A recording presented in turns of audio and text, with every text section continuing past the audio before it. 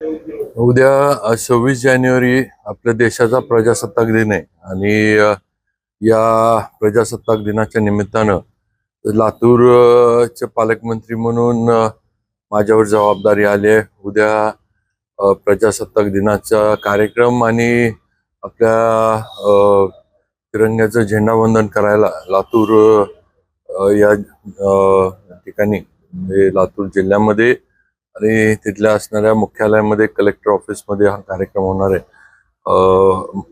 तसं होईल तरी पहिली पालकमंत्री म्हणून माझ्यावर जबाबदारी आहे। महायुतीचं सरकार, देवेंद्रजी फडणवीस आमचे मुख्यमंत्री आणि सर्वांच्याच माध्यमातून ही जबाबदारी दिली आहे।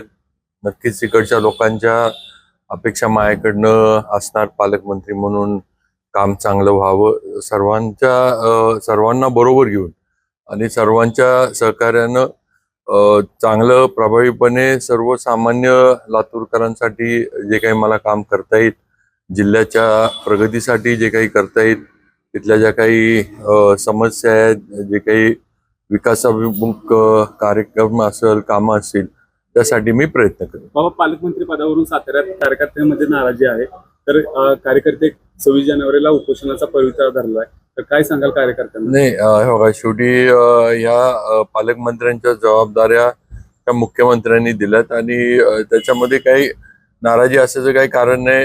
ज्यांच्यावर जी जबाबदारी दिली आहे ती जबाबदारी ते पालकमंत्री म्हणून पार पाडतात। बाबा, मुख्यमंत्र्यांचा तुमचा फोन झाला असल्याचं सूत्रांची माहिती आहे की काय सांगितलं, नेमकं काय मुख्यमंत्र्यांनी आश्वासन दिले, तुम्हाला पालकमंत्री पद देणार, साताऱ्याचं मिळणार का?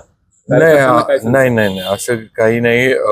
भारतीय जनता पार्टीमध्ये अशी कुठलीही पद्धत नाही की पालकमंत्री पद मागून घ्या किंवा मंत्रीपद मागून घ्या किंवा खाती पण जी काही दिली गेली ती पण मागून घ्या, असं नाही। मुख्यमंत्र्यांचा तो अधिकार आहे आणि मुख्यमंत्र्यांनी तो अधिकार त्यांच्या याच्यामध्ये योग्य पद्धतीने वापरून जबाबदाऱ्या दिलेल्या आहेत। त्यामुळं मुख्यमंत्र्यांनी घेतलेल्या निर्णयाबद्दल आमचं कोणाचंही कधीच नाराजी नव्हती आणि कधी नाराजी असं काही कारण पण होणार। बाबा, लास्टचा प्रश्न, शंभूराज देसाईंचं काल मोठ्या उत्साहात स्वागत झालं, पण भाजपचे कार्यकर्ते नाराज दिसले, कोणीही तिथं उपस्थित नव्हतं। असं काही नाही। आता शंभूराजे देसाई आपले जिल्ह्याचे आधी पण पालकमंत्री होते, जिल्ह्याचे सुपुत्र आहेत आणि नक्कीच आमचे महायुतीतले ते सहकारी आहेत। आता मंत्री म्हणून आम्ही दोघं पण मंत्रिमंडळात काम करतोय आणि आम्ही सगळे चौघं पण आम्ही जिल्ह्याचे जे मंत्री आहोत, आम्ही हातात हात घालून जिल्ह्याच्या प्रगतीसाठी काम करत राहणार आहे।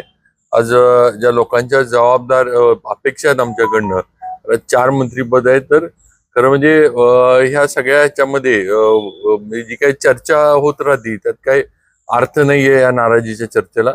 पण सगळ्यांनी मिळून चांगल्या पद्धतीनं जिल्ह्यासाठी, जिल्हावासियांसाठी, सातारासाठी आपल्याला काम करायचं। बाबा, तुम्ही नाराज नाहीये? नाही।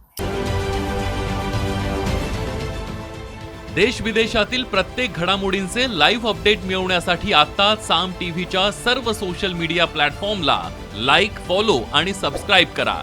तसंच सर्व नोटिफिकेशनसाठी बेल आयकॉन प्रेस करायला विसरू नका।